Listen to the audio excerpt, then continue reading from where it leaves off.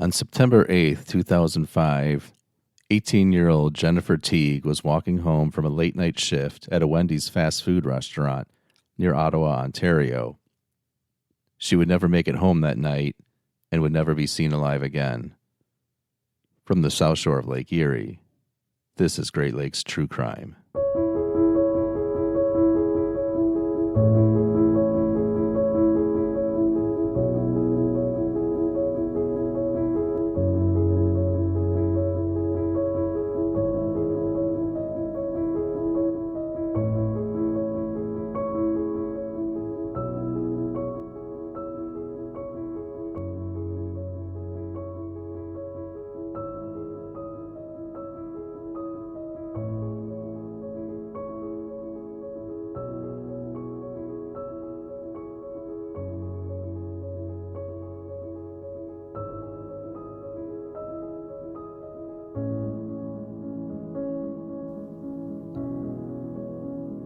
Before we continue, I wanted to give a big thank you to our loyal listener Kim, who recently bought me a virtual cup of coffee through the website at podpage.com/Great Lakes True Crime.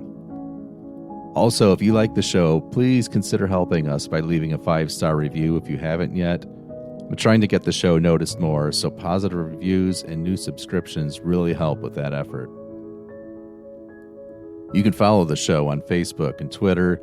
Just search for Great Lakes True Crime, and we're also on YouTube now as well.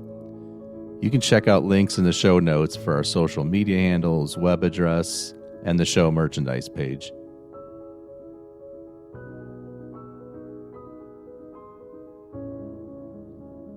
Jennifer Teague, known as Jen to her friends, was born on June 30th, 1987. She had 2 older brothers named Kevin and Carrie. As the youngest and the only girl in the family, Jennifer grew up loving sports and learned to roll with the teasing from her brothers. She was only 5'4" and weighed just over 100 pounds, but could definitely hold her own. Some might say she was small but mighty, and she was described by friends as kind, generous, and generally loving life. In fact, a friend of Jennifer's named Kaylee described her as, quote, "the most happy person I've ever met in my life." Jennifer's father, Ed Teague, was in the Canadian military. Just a year before she was born, the Teague family moved from Halifax, Nova Scotia, to Ed's new post in the Canadian capital of Ottawa, Ontario. And to my fellow Americans, yes, Ottawa is the capital of Canada, not Toronto. While in Ottawa, however, Jennifer's parents divorced. Jennifer and her brothers moved with their mother, Jean, to Barrhaven, which is located in the southwestern Ottawa area. For many decades, Barrhaven was a small, quiet enclave just outside of Ottawa, but it's now a part of the city of Ottawa proper. The area has experienced massive growth over the past few decades, and now it's a population of about 100,000 people. It's a very family-oriented community with new housing, well-regarded schools, and plenty of shopping opportunities. And although their parents were divorced, Jennifer and her brothers remained very close with their father, Ed, who remarried and lived in the area. In 2005, things were looking up for Jennifer.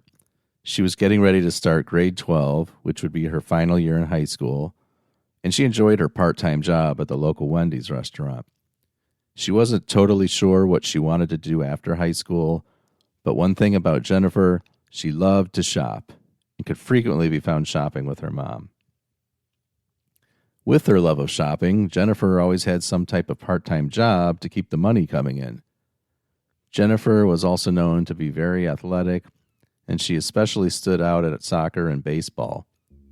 She was a hockey fan, with her favorite team being the Ottawa Senators, and in fact, a variety of Senators' mementos decorated her bedroom. After she got off work the night of her abduction, Jennifer met up with some friends around 1 a.m. at a local convenience store called Mac's Milk. It was when she started walking home alone, not long after 1 a.m., that she went missing. Based on the nature of Jennifer's disappearance and the fact that there was no activity on her cell phone or bank account, Police immediately suspected that Jennifer had been abducted, rather than having voluntarily gone missing. Her friends were in disbelief. They couldn't believe anyone would want to hurt Jennifer. An extensive search was conducted by many local residents across much of the Barrhaven area, and the disappearance was a national news story in Canada. Police set up a command post in the parking lot of a local church. Helicopters flew overhead searching for Jennifer. Teams of detectives interviewed witnesses, and a massive ground search was undertaken. On September 18th, 10 days after the disappearance, an off-duty police officer was out on a popular hiking trail in the Stony Swamp Conservation Area. He noticed a foul smell in the air. It's a smell that, as a police officer, he was all too familiar with. So the officer stopped to investigate, and it was then that the body of Jennifer Teague was discovered. No details about the discovery were released to the public. Nothing about the location, what she was wearing, or any other details of the scene were revealed. Later on, we learned that her body had been face down in some shallow water and it was badly decomposed, and she had been naked. The location of the body was about 3 miles or 5 kilometers from where she disappeared. Jennifer was laid to rest on October 1st, 2005, at Cedar View Alliance Church. More than 500 people came to mourn the loss and to celebrate Jennifer's life. Because of where the body was found, it was apparent that whoever killed Jennifer was likely a local resident and someone who knew that this would be a good area to dispose of a body. Unfortunately, there was no forensic evidence found at the scene that would help pinpoint a suspect. 5 days after the funeral, police announced that not one, but 2 separate individuals had confessed to murdering Jennifer. After some investigation, however, neither confession turned out to be credible. Police did have 2 suspects in mind, however, and it looked like the case might be solved pretty quickly. Suspect 1 was said to have been interested romantically in Jennifer, but she did not reciprocate the feelings. Upon interviewing Suspect 1, police noticed scratches on his neck, which he explained by saying they were cuts from shaving. Detectives were skeptical of this story, however. The suspect admitted that he offered to walk Jennifer home that night, but she declined, saying it wasn't necessary. He took a polygraph, handed over the razor that he shaved with, and was ultimately cleared of any suspicion. As for Suspect 2, he had driven past Jennifer and her friend while they sat outside the Mac's Milk convenience store. As Suspect 2 pulled through the parking lot and honked the horn at the 2 friends, Jennifer flipped him the middle finger. Apparently, she was not a big fan of his. This suspect was said to have had a history of stalking issues, and he was described as deceptive, paranoid, and generally suspicious. Police also noticed that the car driven by Suspect 2 had a broken window on it, and he didn't have a good explanation for how it got that way. So police had a theory about this broken window. They suspected that it was broken in a struggle with Jennifer. So Suspect 2 agreed to take a polygraph, and the results turned out to support his position that he had nothing to do with Jennifer's disappearance either. So now Suspect 2 was cleared of Jennifer's murder. After those 2 suspects were cleared, detectives were back to square one. Jennifer's mother, Jean, was devastated. After about 2.5 weeks, the ground search was called off, and the number of officers on the case was greatly reduced, much to the family's chagrin. The trail began to turn cold, but the public demanded answers. When considering that there was another unsolved case of a young woman's murder nearby, they were terrified that there was potentially a serial killer on the loose. That other woman was a 27-year-old University of Waterloo graduate student named Ardeth Wood. Ardeth had been visiting her parents in the Ottawa suburb of Orléans. in August 2003 when she set off on a bike ride and never came home. Her disappearance was also a national news story in Canada, and a massive 5-day search was undertaken for Ardeth until her naked body was discovered by a police tracking dog close to the bank of a creek. Because of the similarities, including the fact that the body was also found near a multi-purpose trail with no forensic evidence to be collected, the two cases became linked in the minds of many throughout Ottawa. The case went unsolved for 2 years. Police investigated more than 5,000 tips they had received, and they came up with 1,800 persons of interest to follow up on. A month after Jennifer's disappearance, however, a man, and I use the term loosely, named Christopher Myers was in police custody on suspicion of a sexual assault that was carried out in a manner similar to Ardeth's abduction and murder.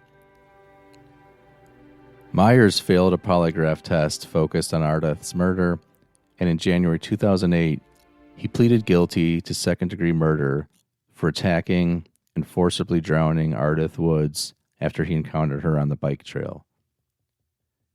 In addition to Ardeth's murder, Myers also pleaded guilty to 3 sexual assaults, one where he attacked a woman from behind and physically assaulted her, another where he sexually assaulted a woman he lured into his home, and a third where he dragged a woman into a wooded area and groped her. On top of the murder and the other assaults, Myers also pleaded guilty to 2 robberies in which he grabbed young women, assaulted them, and stole their purses. Yet for all these crimes, Myers was sentenced to life in prison, but with parole eligibility in only 10 years. He's already had one parole hearing in August 2020, which fortunately was denied.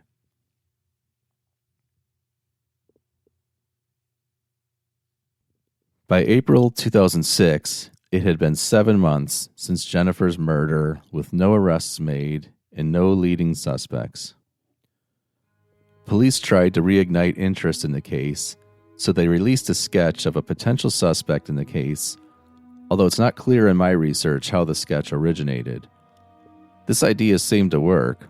The Wendy's Corporation, where Jennifer had worked, offered a $50,000 reward for information leading to the arrest and conviction of her killer. The Ottawa Police Services Board offered another $50,000, increasing the total award amount to $100,000. The following month, in May 2006, Ottawa police released 24 photos of potential witnesses in connection with the killing. The photos had been retrieved from surveillance footage in the Max Milk store around the time of Jennifer's disappearance. Just over 1 week later, on June 9, 2006, 24-year-old Kevin Davis got high on the illicit drug known as magic mushrooms, stripped naked, and then ran onto a busy road screaming that he had killed Jennifer Teague. Davis was taken to the hospital, and when questioned by police, he said he didn't know anything about Jennifer's murder. He had been taken to the hospital under the Mental Health Act, and because of that, police could not immediately interview him to get more information. Davis lived at his mother's home, and the address of that house was right along the route Jennifer would have used to walk home from Max Milk. After a week in the hospital's psychiatric ward, Davis was released and was then questioned more by police. He denied killing Jennifer and stated that the night of the murder, he was at a friend's house playing video games. Later, he said he couldn't remember anything about that night, not even the video games, and his friend was unable to provide an alibi for him. But while Davis could not prove that he wasn't the perpetrator, police couldn't prove that he was. So the investigation slowly carried on. Police were still following up on 1,700 tips they had received from the public. Then another break came in the case. Out of the clear blue, a couple weeks later, Kevin Davis walked up to an off-duty police officer at a shopping center and once again confessed to murdering Jennifer. He said he deserved to be punished for his actions. This time, he was not under the influence of any drugs, so Davis was taken to the police station for questioning. Despite being read his rights and advised that he should have an attorney present, Davis insisted on telling police what he did. He said he wanted to get it off his chest. As you will recall, police did not release any details about the discovery of Jennifer's body for this very type of situation. That is, if someone confessed to the murder, they would want that person to provide details of how and where he left her body to confirm that the confession was truthful. So police took Davis to the scene. He pinpointed the exact location where he left the body and noted that he left the body face down. Only the killer would have known this information. In fact, police had intentionally released to the media and public an incorrect location of where the body was found. They said it was on a different trail altogether. Davis admitted that he followed Jennifer after she left Max. He had been searching for a young woman to rape and murder for a week before he randomly came upon Jennifer. He said he wanted a younger victim because she would be easier to control. Finding Jennifer at the time and place he found her was a completely random opportunity. The street was dark, so it seemed like an ideal spot for an abduction. He wanted a victim in a vulnerable place, and Davis had apparently never met or seen Jennifer before. Once Davis had abducted Jennifer and brought her back to his mom's house, he was unable to go through with the original plan, which included raping her. Instead, he moved on to strangling her while his mother was fast asleep in the room next door under the influence of sleep medication.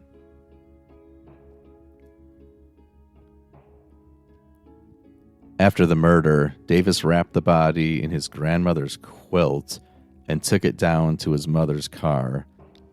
He then drove to the area near the trail and disposed of her body. One of the reasons for committing such a horrible crime, according to Davis, was his hatred of women after constantly being rejected. Of course, it could be that they rejected Kevin because he's the type of guy that would stalk, murder, and try to rape young women.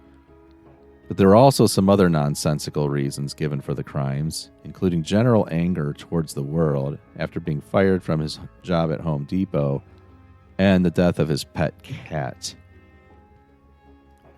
So Davis was charged with first-degree murder. On January 12, 2008, he announced his intention to plead guilty on murder charges at the start of this trial, which was scheduled for January 25, 2008. Pleading guilty without first making some type of deal for a more lenient sentence is highly unusual, but Davis did it anyway. No trial was held, and he was sentenced to life in prison with no chance of parole for at least 25 years. Prior to the announcement of his sentence, however, Davis testified about the specific details of his crimes. As part of that testimony, Davis confessed that he deserved his punishment of life in prison. He revealed that if he could, he would give up his own life in order to bring back Jennifer.